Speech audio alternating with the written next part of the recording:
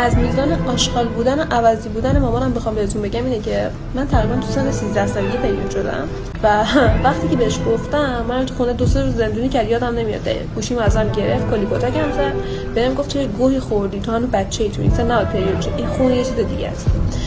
از اینکه بگذریم، خودش که میدونست من بچه‌م، ولی باورتون نمیشه از 12 خورده سالگی من فرستاد سر کار، میگفت با ما زندگی میکنی، باید خرج مدرسه و خرج خونه رو کمک کنی بدی. همینطور که اینا رو به من میگفت تا کلا 15 سالگی اول دبیرستان من نرفتم، اصلا نذاش من درس بخونم، مدرسه خرج داره، تو باید بیشتر پول در بیاری، گرون شده، فلان شده، جای خونه رفته بالا. باورتون نمیشه بهتون بگم اولین روزی که 18 سالم شد، اولین روز شناسنامه‌مو گذاشتم تو کیفم، هنوز کارت ملیم نیومده بود. از خونه اومدم بیرون، الان 6 سال خورده میگذره، هنوز نه یه زنگ حتی بهش زدم، نمیدونم شماره‌اش چنده، نه کجاست، نه دیدم